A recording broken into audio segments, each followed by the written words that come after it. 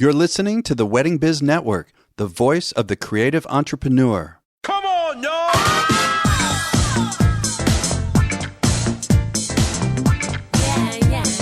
Hey everybody, it's Andy Kushner, host of The Wedding Biz, and this is another episode of The Next Level, in which I have a guest co-host, and together we talk about the most recent interview of the week of who I consider to be an icon of the business and suss out a few key topics and help translate them into some specific tactical strategies and advice that you can use to bring your own business to the next level. And before I introduce our wonderful guest co-host today, I want to first mention that I have launched the Wedding Biz Network, in which I'm producing podcasts for people who have previously been guests on the Wedding Biz in order to ensure the highest quality podcast network hosts and content. And the first show to be hosted on the Wedding Biz Network is Sean Lowe, whose show is called The Business of Being Creative. Sean brings just an absolute wealth of education, inspiration, and very relevant advice for all of us in the event industry and those who have creative businesses outside of the event industry. And his first release was Tuesday, May 26th, and we will be releasing new shows for him every Tuesday. You can find it on your cell phone's podcast app. Again, it's called The Business of Being Creative. Or you can go to the weddingbiznetwork.com. And soon I'm going to be announcing some more dynamic hosts. So just quickly before I do announce today's guest co-host, I want to mention that last week's interview was of planner designer Neely Butler out of Alabama, who works worldwide. And we had Heath Allen Ray of Jackson Durham as the guest co-host. And that was a great one. So today's guest co-host is none other than John Emanuel. John, thanks for doing this again. No worries at all, mate. Thank you for having me back. Yes, and thanks for waiting as I went through that long introduction to get to you. I appreciate it. No problem at all. And if there's anyone who by chance does not know who John is, John Emanuel is Australia's premier floral designer who appeared on the show in January. Be sure to check out his interview. It is episode number 217. So be sure to check out John's. It was really good. So the person who we're speaking about today is very well known in the event industry, particularly in Australia, and that is Diane KHOURY, Sydney-based wedding and event planner with over 360,000 Instagram followers. Diane KHOURY Weddings and Events has been credited for revolutionizing the planning, styling, and concept design of luxury weddings and events in Australia. So, John, there's just, as you were saying before we started to record, there is so much that we can talk about here. It's hard to narrow it down, isn't it? That's so true. That's so true. Diane covered so much of so many points in her interview, and there's just so much to go off, isn't there? Well, one of the first things that we talked about was the constant need to reinvent. Obviously, especially now at the time of this recording, we're in the middle of this pandemic, and so we're all re-examining that. But she was talking about how it really is an opportunity. And she was saying, given the pandemic, that we've got to look at the positive. Don't you think so? Absolutely. You need to find the positive in everything. Otherwise, everything just becomes so mundane and depressing. Yeah, it does. And she gave the example of planning a birthday party for her son on Zoom. And I loved how she talked about having a home delivery for each kid of a party package ahead of time. And she had entertainers online and she talks about the box, right? Thinking outside the box because the box has been taken away from us. Yeah, that was just such a great statement, isn't it? And I remember watching or the birthday party for her son unfolding on social media. So and it was just total genius. You know what I mean? How you can take just that situation and just turn it around. And the children were having a great time. Her son was wrapped, and although there wasn't the physical contact, there was still that contact made via Zoom, and it was just such a genius idea. And she's actually done a few more for other clients since that time. So it's been really interesting to watch. Yeah. And, you mentioned, I didn't realize, I didn't catch it that she showed it on her social media. And, that was one of the questions I had. I said, with over 360,000 followers, how do you do that? And how do you approach the whole concept of social media? And this was interesting, John. I know you heard it too. She was saying that she uses it as a tool to show people her taste and style through her eyes, what her style is, which gives an example. I thought that was really brilliant. It's amazing. And Diane's a woman of impeccable taste and style. Like Diane is a style queen. And it's evident in her work and of her events. And when you see that on social media as well.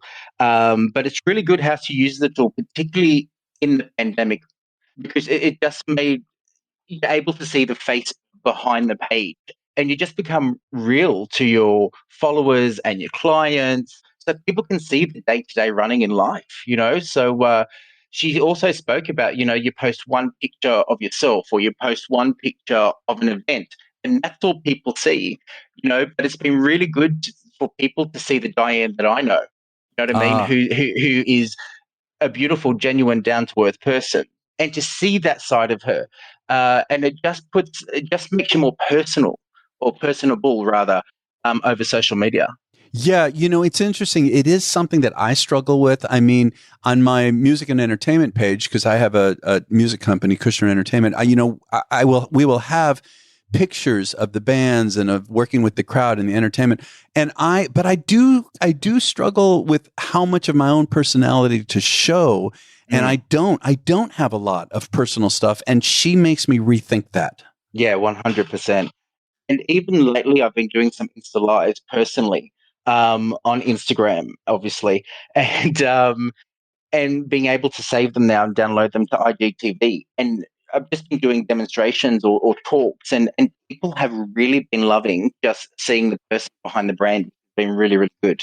Yeah, it's interesting. You talk about, I mean, basically behind the scenes, and my understanding, and this was like even 6, 7 months ago, was that Instagram Live gets 10 times the attention that the grid gets, and then IGTV, I understand, is something that people in the event industry are really only just starting to use, and so if we're not using it, we're missing out, right? 100%. A few of my videos, I've only done 3 or 4 to the moment, but I've actually got 10% of my viewing of my Wow. followers. So it's actually a very strong tool. Also, she talked about how critical it is to feel engaged with her clients and vice versa. And that, everyone's got a story. And so it's so important to listen to what's important to them.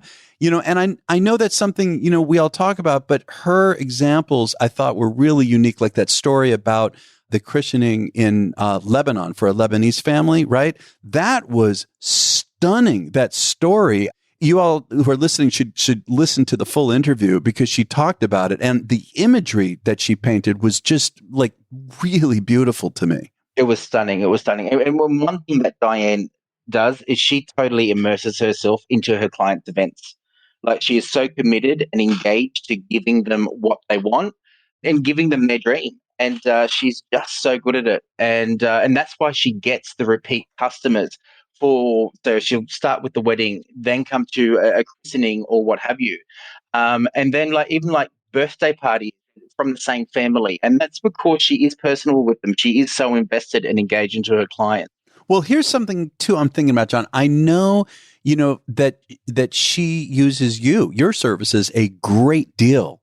So I do the flowers for about 95% of her events. So So I'd be curious to know what your experience is. I mean, look, we had again, the interview of you, which was really wonderful, and I got so much information. But in terms of working with Diane, is there some general style or technique that you use in order to also understand her clients who become your clients? What's so important to them? Are you getting most of the information from Diane? Are you getting in touch? Is she putting you in touch directly with the client? How does that usually go?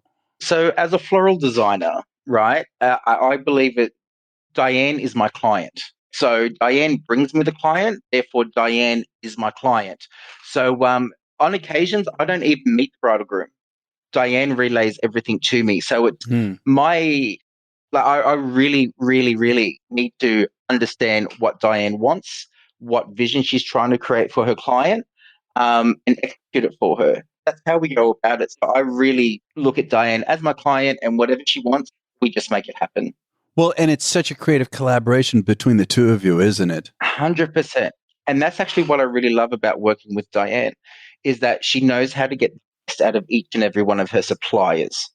So rather than micromanage us, she will give us a brief, we'll talk about designs, we'll go through concepts, and she's 100% over it all.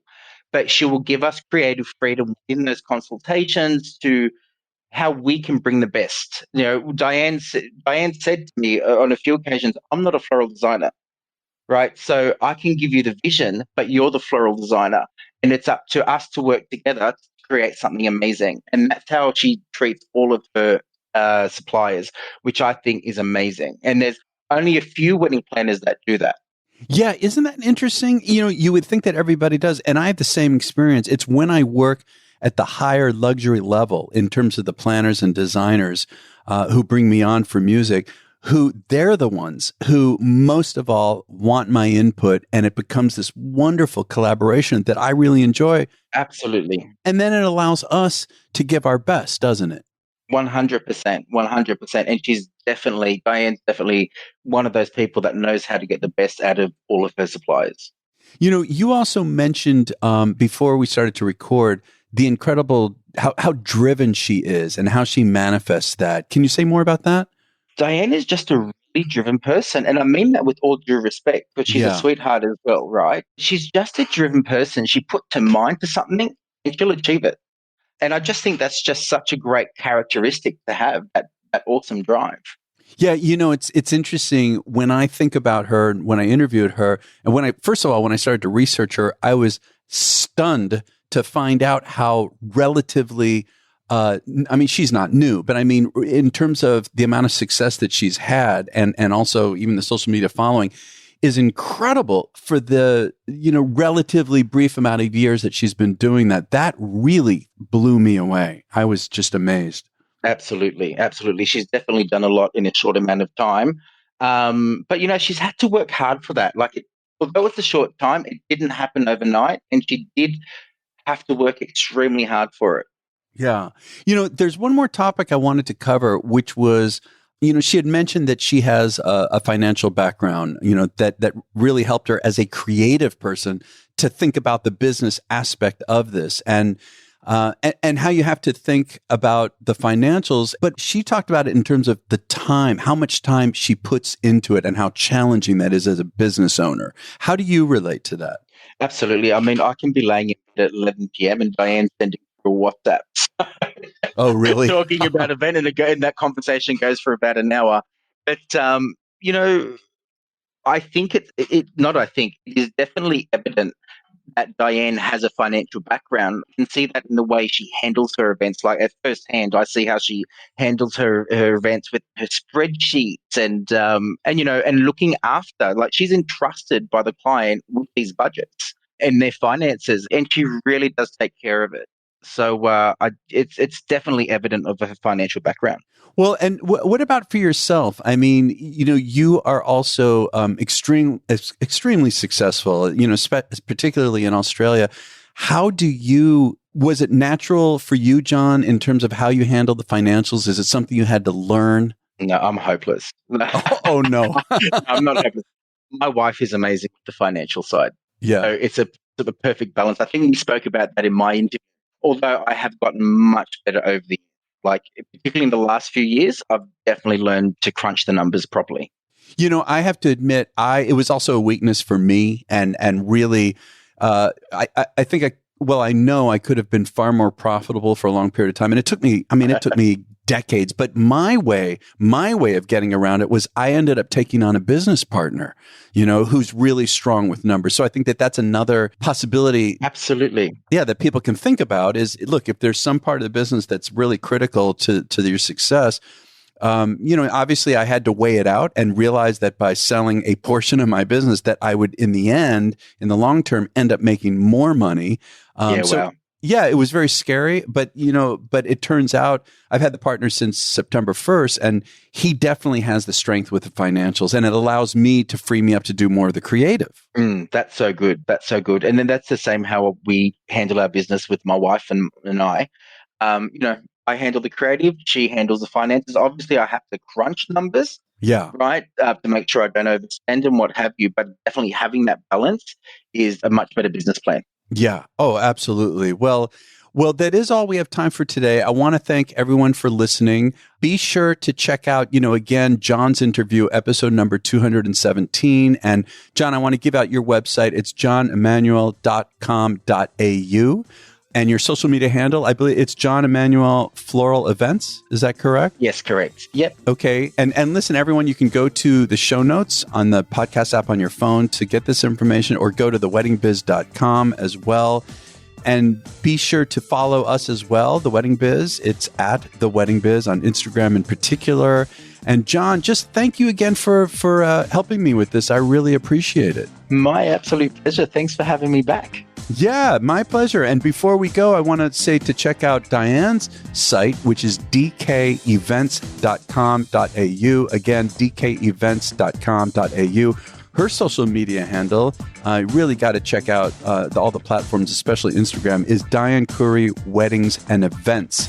And so until next week, everyone take care. We'll catch you again on The Wedding Biz.